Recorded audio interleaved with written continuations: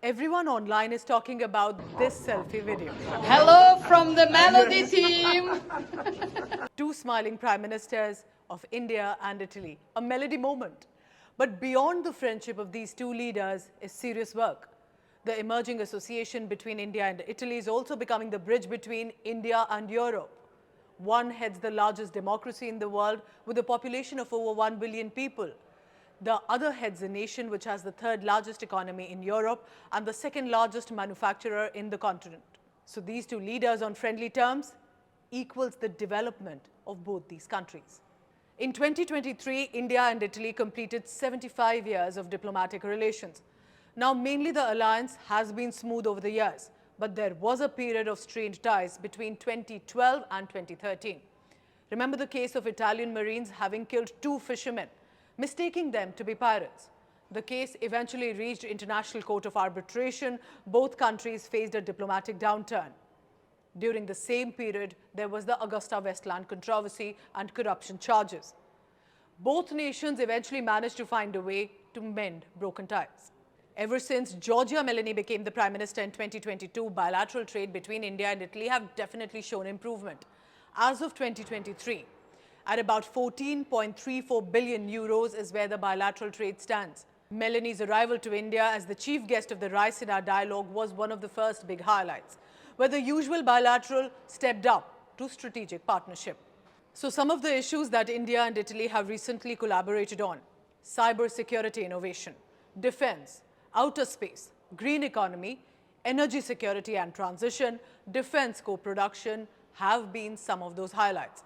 For a young India, startups have played a big role, so a startup bridge between India and Italy also has been established in the past few years.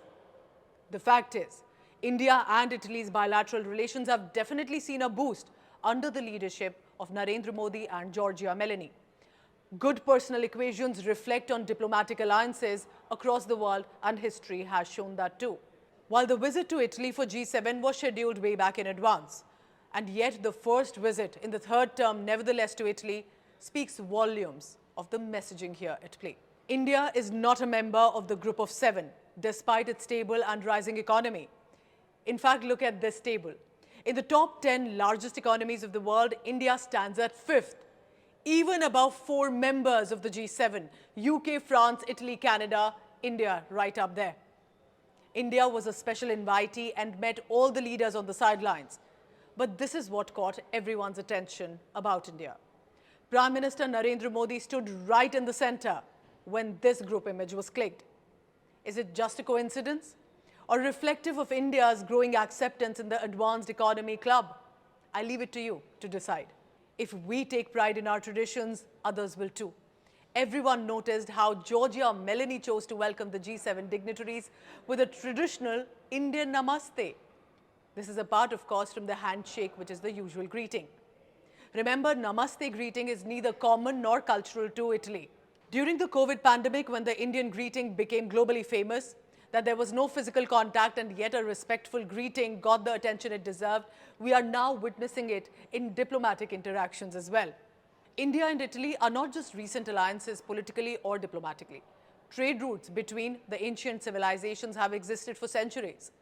Italian port cities played a central role in spice trade. Marco Polo, the famed Venetian merchant, documented Indian travels in 13th century.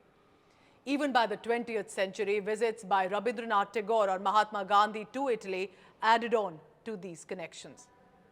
Prime Minister Modi's 2021 visit to Italy and Prime Minister Meloni's 2023 visit to India were crucial.